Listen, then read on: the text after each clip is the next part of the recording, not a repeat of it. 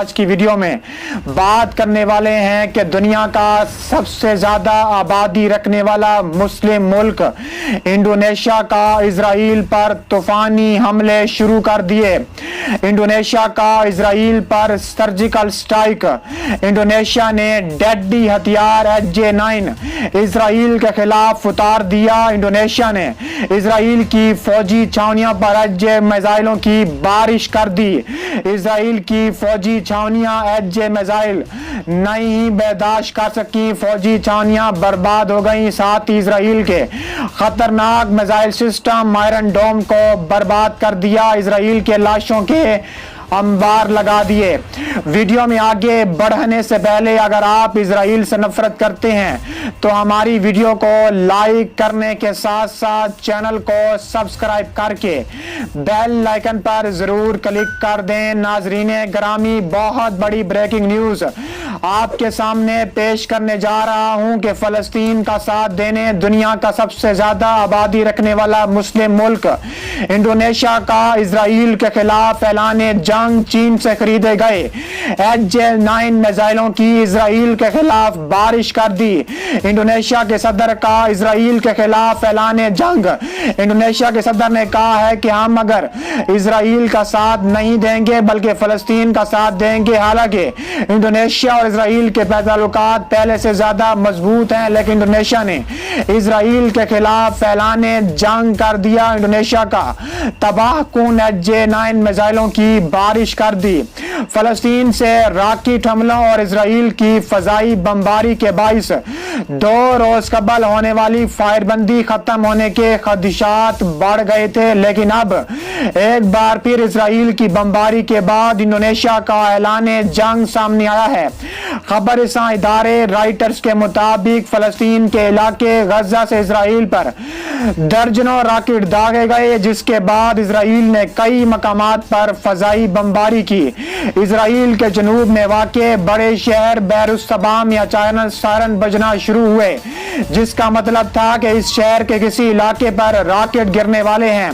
बेरुसबा गजा से सिर्फ 35 किलोमीटर की दूरी पर है। इजराइल की फौज का कहना है कि उसके मिसाइल डिफेंस सिस्टम ने 2 रॉकेटों के बेरुसबा की तरफ आते हुए निशानदही की थी। इस हमले के कुछ ही घंटों बाद इजराइल की फजाइया ने गजा में कई मकामात को निशाना बनाया। राइटर्स के मुताबिक जिन मकामात पर बमबारी की गई उनमें से बाज हमास की तंसीबात थी। वाज़ेह रहे कि हमास गजा का इंतजाम संभालती है। रिपोर्ट्स के मुताबिक इजराइल की बमबारी में दर्जनों इजराइल जहन्नम वासिल हो चुके हैं। इसके अलावा दोनों जानिब से ये हमले एक ऐसे वक्त में हो रहे हैं जब 2 दिन कबल फायरबंदी हुई है। कबल अजी गजा से इजराइल पर इस्लामिक जहाद नामी गिरोह ने इजराइल पर रॉकेट दागे थे। खबरसां एजेंसी के मुताबिक इस्लामिक जहाद को ईरान की पुष्पनाही हासिल है। गजा के तिब्बी हकाम के मुताबिक इजराइल की जानिब से 2 दिन में की गई बमबारी और हमलों में 34 फलस्तीनी हलाक हुए। दूसरी जानिब गजा से फायर किए गए रॉकेटों से जनूबी शहर मुकम्मल तौर पर निजाम जिंदगी मुअत्तल रहा, जबकि इस दौरान 12 के करीब अफराद जख्मी हुए। दूसरी जानिब से होने वाले हमलों के मामले पर हमास ने कोई रद्द अमल जाहिर नहीं किया। बताया जाता है कि इंडोनेशिया का इजराइल के खिलाफ ऐलाने जंग सामने आया है। इंडोनेशिया जो कि सबसे ज्यादा मुस्लिम आबादी रखने वाला मुल्क है, उन्होंने फलस्तीनियों को पनाह देने का भी ऐलान कर दिया।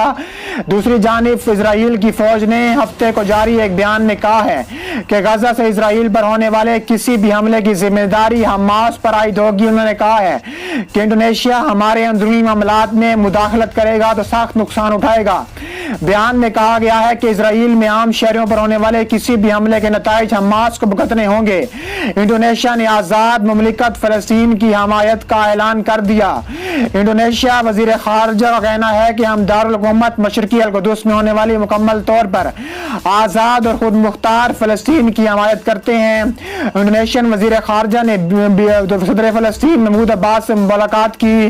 2 मुमलिकती हाल के होने वाले इस हवाले से आलमी बरादरी को कार्रवाइयां करने की अपील करने वाले उन्होंने कहा है कि मसला फ़लस्तीन तवील अरसे से खित्ते में अदम इस्तेहकाम का मौजिब है, जिसको हल किए बगैर मशरिक़ वुस्ता में क़याम अमन नामुमकिन है। उन्होंने वाज़ेह किया कि अवामी जमहूरिया चीन सन 1967 में वज़े करदा सरहदों की बुनियादों पर दारुल हुकूमत मशरिक़ी अल-कुद्स में होने वाली मुमलिकत फ़लस्तीन के हक़ में है। चीनी वज़ीर ने बताया है कि अमरीकी धमकियों के बावजूद अक़वाम मुत्तहिदा की जनरल असम्बली में कबूल करदा अल-कुद्स करारदाद न सिर्फ इस मामले में आलमी बरादरी के इत्तफ़ाक़ राय की अक्कास है, बल्कि बैक वक्त मशरिक़ी कुद्स में अमन को शराब देने की एक अपील के मुतरादिफ है।